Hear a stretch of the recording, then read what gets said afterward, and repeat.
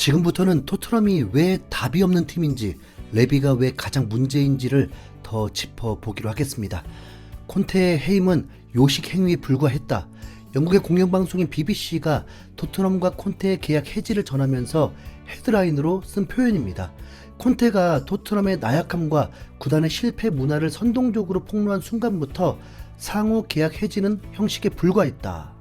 3대1로 앞서다가 따라잡힌 사우스햄튼전의 경기력과 결과로는 막말 인터뷰로부터 콘테를 보호할 수 없었다라면서 사우스햄튼전의 실망스러운 결과 때문에 콘테가 했던 폭탄 인터뷰 내용이 많은 지지를 받지 못한다고 전했습니다. 자기가 감독을 하고 있는 상황에서 선수들의 정신 상태가 해해졌다면 그건 감독이 책임을 져야 합니다. 하지만 동시에 콘테가 말한 것처럼 토트넘이 20년 동안 무관으로 지내면서 성과가 없었던 것도 사실이죠. 콘테 인터뷰 내용을 또 언급하면서 잘잘못을 따지지 않는 게 아니라 지금 누구보다도 말을 해야 하는 인물이 입을 닫고 있는 게 너무 이상합니다. 그 인물은 당연히 레비 회장입니다. 콘테가 나중에 수습하려는 듯이 토트넘 구단을 공격한 게 아니라면서 한 발짝 뒤로 빼긴 했지만 내용적으로는 누가 봐도 토트넘 보드진을 까는 거였습니다. 콘테 인터뷰가 100% 맞는 말도 아니고 그렇다고 100% 틀린 말도 아니라면 그에 맞서서 반박하는 인터뷰가 최소 일주일 전에는 나왔어야 되는데요. 토트넘 구단은 콘테의 폭주 이후에 일주일 동안 잠잠하게 있다가 영국 기준으로 일요일이 되어서야 고작 상호 해지만 발표했습니다. 시원하게 콘테를 잘라버리던가 콘테 인터뷰를 조목조목 반박하던가 뭔가 적극적인 조치를 기대했던 해외 팬들은 실망할 수밖에 없었죠. 솔직히 콘테가 했던 망언들은 토트넘의 감독이라고 하기에는 도가 지나쳤던 게 많습니다. 챔스 8강 진출을 놓고 밀란을 이겨야 하는 상황에서 역사적으로 밀란이 더 강했다는 둥, 모든 대회에서 탈락한 다음에는 리그 꼴찌 팀과도 비교놓고 구단이 실패를 반복하고 있다는 둥, 토트넘 팬들의 자존심을 완전히 구겨버리는 말을 했잖아요. 부임 때부터 꾸준히 하던 선수단 비하는 이미 익숙해졌습니다. 그런데도 불구하고 토트넘 구단은 콘테 폭주에 대해 그동안 아무 터치가 없었습니다. 파라티치는 도대체 뭐하나요? 파라티치 직함이 풋볼 디렉터입니다. 축구와 관련된 최고 실무자가 바로 파라티치 단장인데 지금껏 콘테에 대해 한마디도 안하고 제대로 망한 겨울 이적 시장 이후에 정친 승리하는 인터뷰만 했죠. 쿠르세스키와 벤탄쿠르 영입할 때는 아주 전면에 나섰던 인물인데 일각에서는 우스갯소리로 쇠고랑을 차고 있어서 못 나온다는 무시무시한 얘기도 하고 있습니다. 그런데 이게 농담이 아니라 실제 상황이 되려고 하는 중입니다. 텔레그래프의 맨 로우 기자는 내일 토리노 법원에서 유벤투스의 업무상 과실 혐의에 대한 예비 신문이 열린다. 파라티치 단장은 피고 중에 한 명으로 이름을 올렸다라면서 파라티치가 이탈리아 법원에서 형사재판의 피고가 되기 일보 직전이라는 매우 심각한 상황을 보도했습니다. 게다가 이탈리아 현지에서는 파라티치가 콘테의 뒤를 따라 팀을 떠날 거라고 보고 있고요. 현지 매체인 풋볼 이탈리아는 애초에 콘테를 데려온 장본인이 파라티치였다고 지적했습니다. 레비 회장이 콘테를 신뢰하도록 만들고 만남을 주도한 인물이 파라티치였다. 파라티치와 콘테 운명은 서로 묶여있다라면서 파라티치도 콘테를 따라서 토트넘을 떠날 거라고 전망한 겁니다. 감독도 떠나고 단장도 떠나면 토트넘은 도대체 어떻게 되는 건가요? 이런 상황이라면 회장인 레비가 기자회견이라도 하는 게 당연합니다. 팬들의 불안감을 좀 달래주고 언론을 제대로 통제하려면 말이죠. 하지만 레비는 이번에도 공개석상에 나타나지 않았습니다. 고작 한 거라고는 공식 홈페이지에 3문장밖에 없었는데요. 우리는 리그 10경기를 남겨두고 있고 챔스 티켓 두고 싸워야 합니다. 모두 힘을 합칠 때입니다. 토트넘을 응원하는 충성스럽고 환상적인 서포터들을 위해서 가능한 한 가장 높은 순위에 오를 수 있도록 모두가 발전해야 합니다. 네.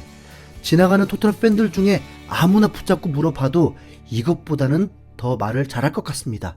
이런 당연한 소리를 누가 못하나요? 지금이 80년대도 아니고 무슨 열정, 정신력 이런 걸로 챔스에 진출한 시대도 아니고요. 응원을 할 거면 인터뷰라도 하던가 공식적인 영상을 만들어서라도 얼굴은 비추고 얘기를 해야죠. 무슨 007처럼 비밀 요원도 아니고 어떻게 생긴지 다 아는 상황에서 신비주의라도 하자는 건지. 네. 그런데 사실 이런 짓은 이번이 처음이 아닙니다. 어쩌면 이번보다 더 심하다면 심하다고도 볼 수도 있었겠네요. 무리뉴가 컵대회 결승전을 앞두고 갑자기 경질된 상황에서조차 레비는 모습을 드러내지 않았습니다. 당시 인터뷰를 하러 나온 건 아직 30살도 안 된 메이슨 코치였죠. 얼떨결에 감독 대행이 된 29살 청년인 메이슨이 당시에 상황을 제대로 파악하고 있었다고는 아무도 믿지 않았습니다. 그냥 총알바지였던 거죠. 높은 지위나 직함을 가질수록 모든 일에 책임감을 보여야 하는데 토트넘에서는 그런 적이 없습니다. 토트넘 전문 기자인 골드 기자조차 29살의 메이슨 코치가 기자회견에 나섰던 장면은 실제 책임이 있는 토트넘의 경영진들이 얼마나 책임감이 없는지를 드러났다. 토트넘 같은 클럽은 어디에도 없다. 경영진들이 무슨 생각을 하는지 도무지 알 수가 없다. 그냥 미쳤다고밖에 할 수 없다라면서 레비 회장을 필두로 한 경영진들이 매우 무책임하다고 비판했습니다.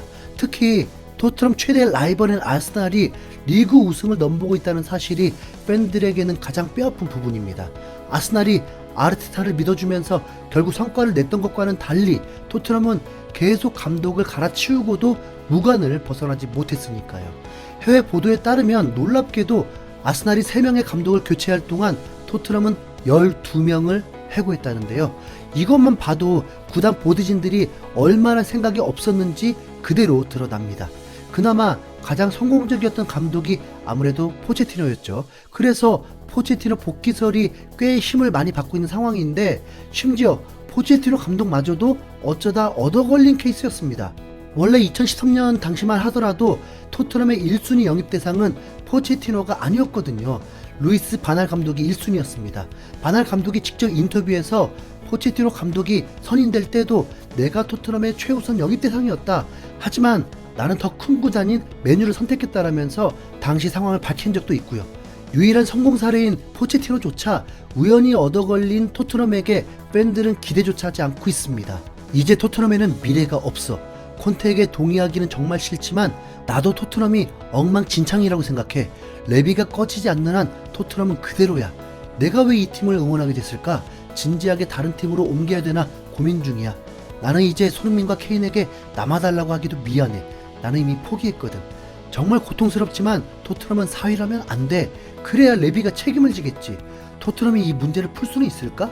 첫 시즌의 콘테는 도대체 어디로 간 거야? 이 클럽은 영원히 안정될 수 없나 봐. 내가 능력 있는 감독이라고 해도 토트넘 같은 팀에는 절대 오고 싶지 않아. 콘테 해임 과정에서 보여준 토트넘의 대처 능력은 정말 무능의 끝판왕이었는데요. 제발 손흥민이 더 이상 구단의 삽질에 발목 잡히지 말고 이번 여름에는 이적하면 좋겠습니다. 현지 팬들조차 손흥민에게 우승을 찾아 떠나라고 할 정도거든요. 레비가 회장직을 유지하는 한 토트넘의 미래는 없어 보입니다. 그쵸? 네, 이상 흰수염고래였습니다. 감사합니다.